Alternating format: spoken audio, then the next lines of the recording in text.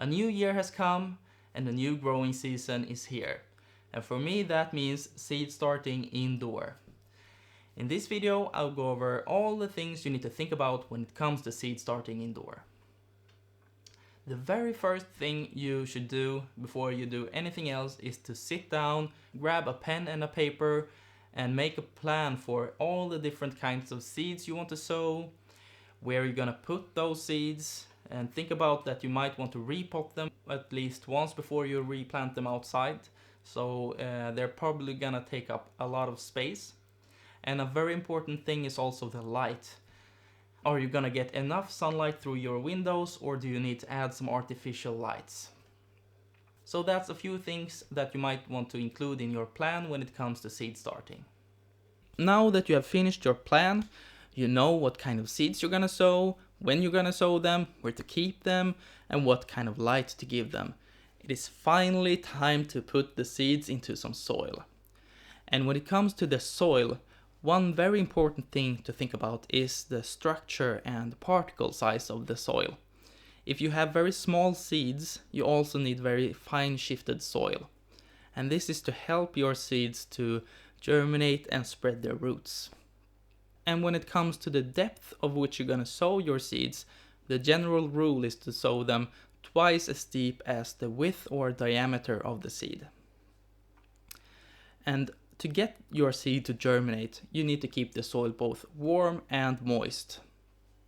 When you seed start indoor, the warmth is usually not a problem. But if you need to, you can put your seed pots or seed trays on some household appliances that give off small amounts of heat, such as for example your refrigerator. You can also buy a heat mat to put your trays and pots on.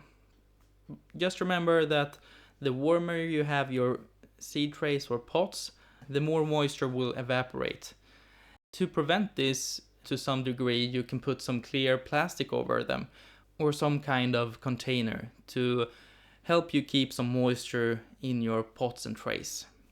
So by now your seeds are hopefully germinating, and as soon as you see some growth coming up through the soil, it's very important to give them quality light and lots of it.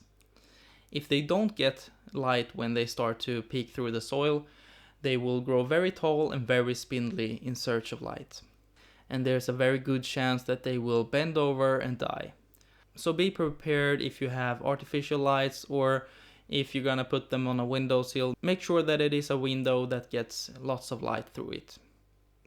Once your baby seedling grows, they will not need to be kept at quite as warm temperatures as when they were about to germinate. The way that I did it was I moved them to a room in my house that I can keep a bit closed off from the rest of the house, and I only have about 15 degrees Celsius in there, and that makes it easier to control the moisture of the soil, and also not quite as important to have lots of light on them. You definitely need to make sure that they get enough light still, but the warmer you have your plants, the more lights they will need. Another important thing is also not to overwater your plants. You don't want them to be too dry, but you definitely don't want them to be too wet either. And they will be more and more resistant to dry soil when they grow up. So the way that I do it is that I water them richly once, and then I check up on them every day until I feel that the top part of the soil is dry. It will still be a bit moist further down, but you can definitely let the soil dry out a little bit. And I won't water them until then, just to make sure that the roots don't get waterlogged and rot away. And depending on how long you're gonna keep your seedlings indoor, you also want to give them some nutrients. At the start, they don't need any nutrients at all. They will have all that they need to sprout in the seed. But the older the plant gets, the more important it becomes to start thinking about the life in the soil and nutrients and so on.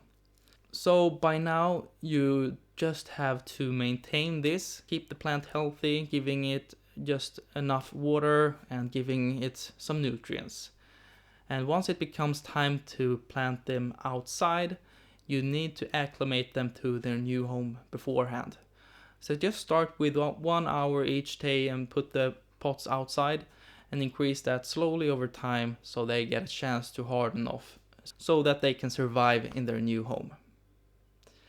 So that's it. That's all that you need to think about when it comes to seed starting indoor. I hope you enjoyed this video and I hope to see you in my next one.